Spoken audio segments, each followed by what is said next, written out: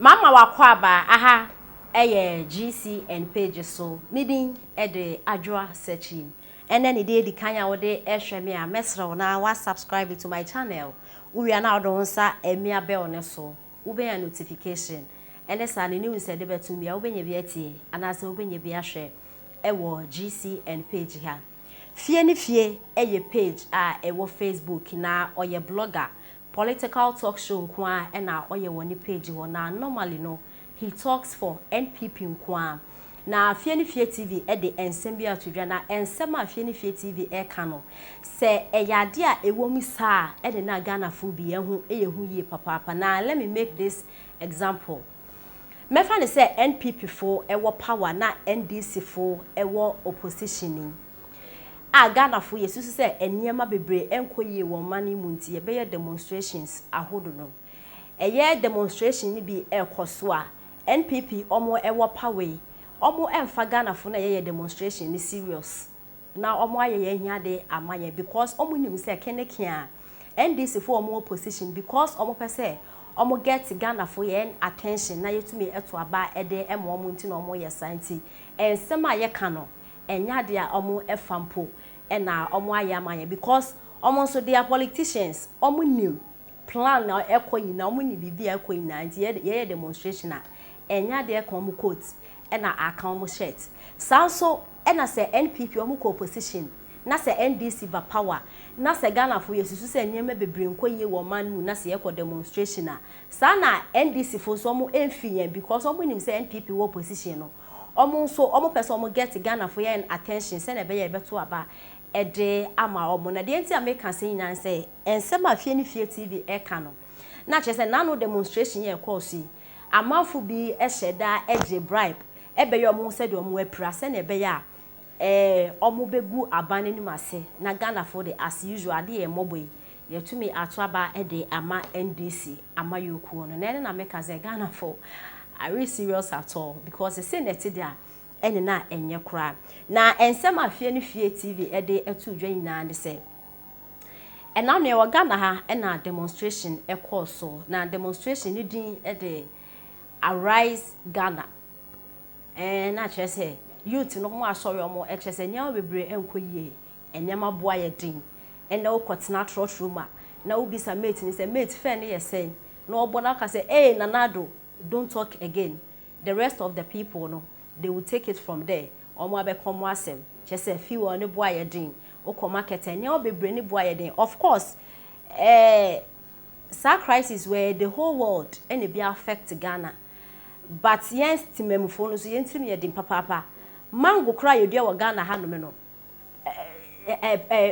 Enyema ne boa akọ soro no e ka mango chese. Yen ka se ye nyema yetimi ye wa ha no me no. Crisis ekoso the whole world na affect na just o mamu ye ho kire papa bibia boa ye din and then we Ghana ha no ma chese nya sem keto akura Ghana fo ye ho kire ye nam so a ya kasa and this for omde yes a demonstration no na demonstration no course we the pictures bebre echo out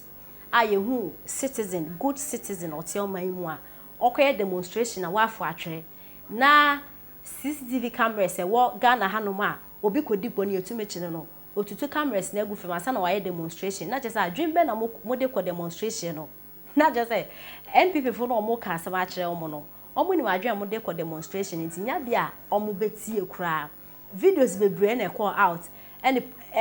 omo ko demonstration no omo to mobile bro police fo no omo protect omo ne papa and the police fo no so to tear gas and yasam keto akra e wo demonstration as na de ade na e de ekogui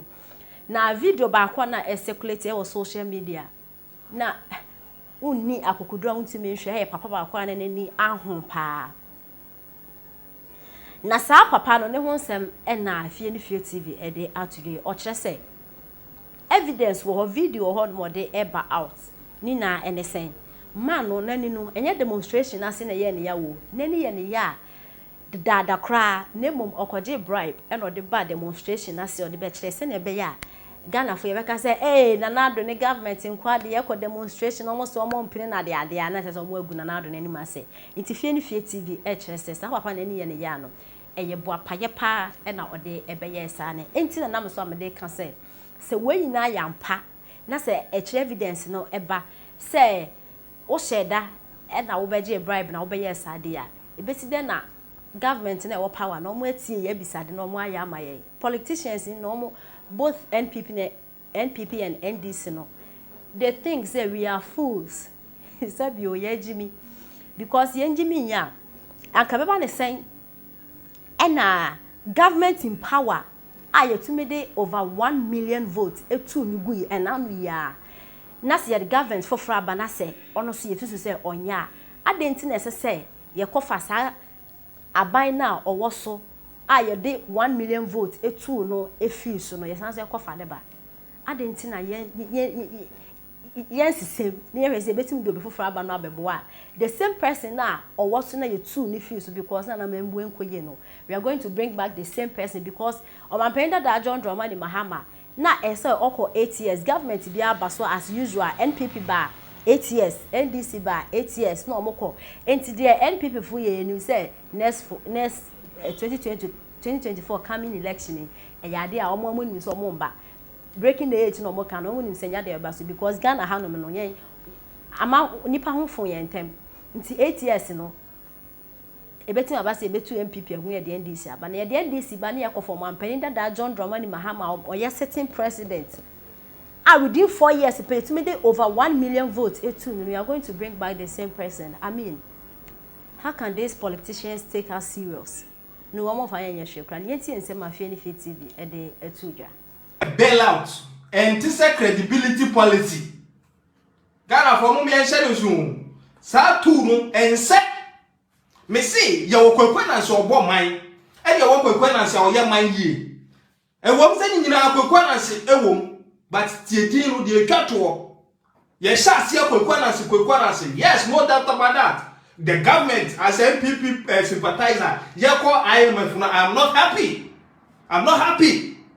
Truth be told, I must be honest, I am not happy. But we cannot much blame our leaders because what we have seen and what we foresaw, everything indicated said we were heading towards IMF because of the world crisis that you face here. And half of the world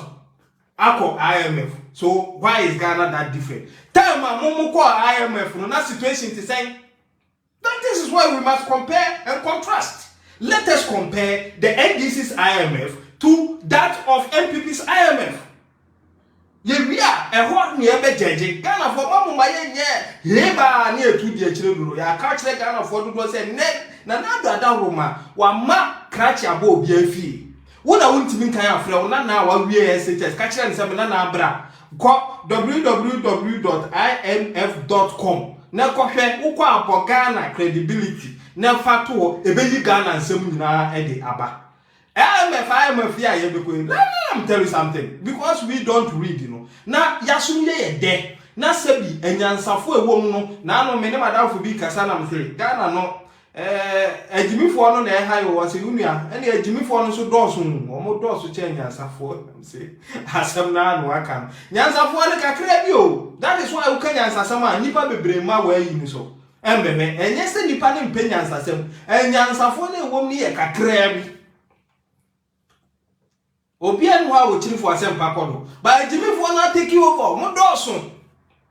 na me say nyame ya aduma Wednesday I am releasing a video about the demonstration no mo cool mo planning what demonstration before coming to do the demonstration. I will let you know say akwana nani e de beto onye demonstration ase na nani pai nani ahono free kwa pa person mo kofa na betra ho. That's just by the way nyame ya aduma Wednesday you just follow the page, like and share, comment. Nyame ya aduma Wednesday I will release that video. Enti sa IMF NDC IMF omo koye no and can you problem? You see some of us na ye kasa IMF we untimi mumai no IMF kono atamesa call IMF what is say ebeye he Mahama oko IMF uti oko IMF nuti he IMF no danchai e de bosia bo wakwa IMF International Monetary Foundation wakwa jisika me pesika yewe no wakwaje